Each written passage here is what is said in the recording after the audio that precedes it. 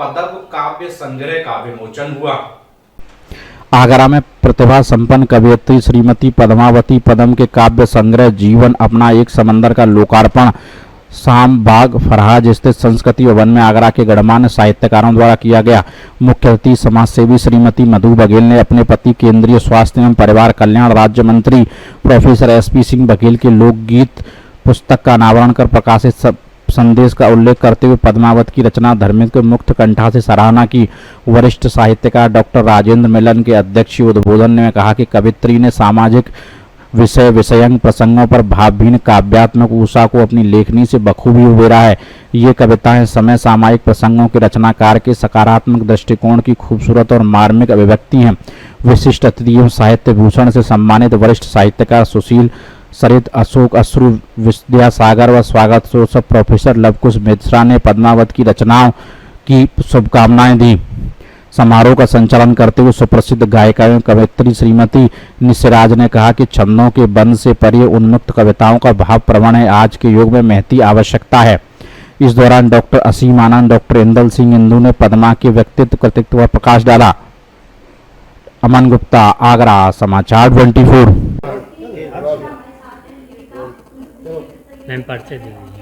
मैं निशिराज, लेखिका, कवित्री, music composer और सिंगर हूँ।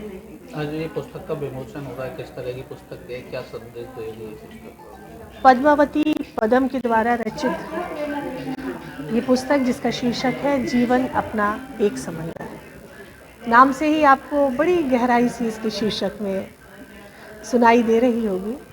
तो सचमुच कविताओं का समंदर है। हालांकि पद्मावती जी कविता के क्षेत्र में बहुत पुरानी नहीं है, बहुत सिद्धहस्त नहीं है, लेकिन उनके प्रयास बहुत समय से जारी हैं और उनका ये प्रयास ही पहला प्रयास है कविता संग्रह के रूप में। आशा है ये लोगों को पसंद आएगा।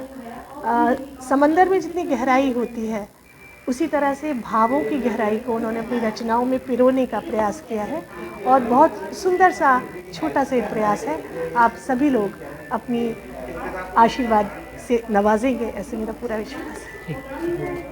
अब मेरा नाम पद्मावती है और ये मेरी पहली पुस्तक है जीवन अपना एक समंदर।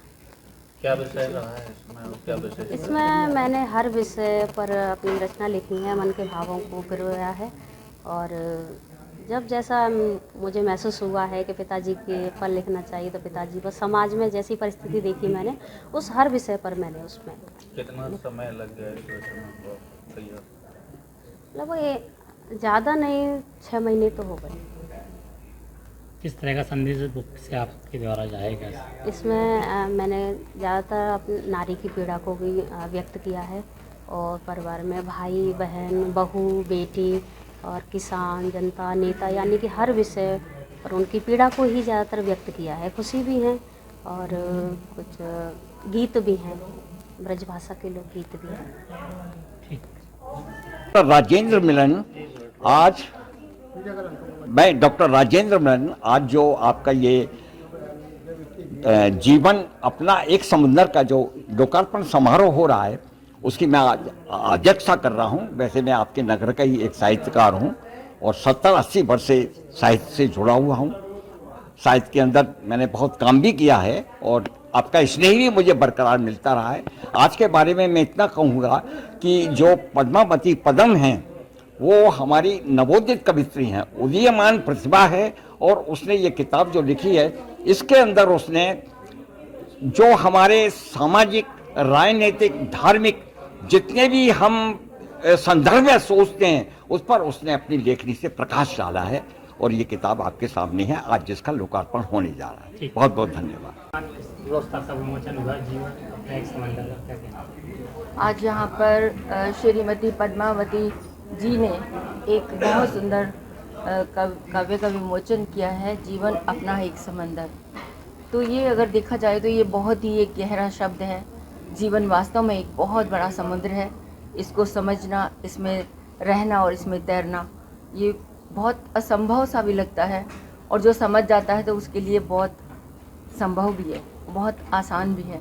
तो मैंने अभी ये पुस्तक पढ़ी नहीं है पर इसके अंदर बहुत कुछ अच्छा ही लिखा होगा क्योंकि इनकी बातचीत से मुझे लगता है कि ये अच्छे शब्दों का चयन करके इन्होंने निश्चित रूप से एक अच्छा ही संदेश देने की कोशिश की होगी।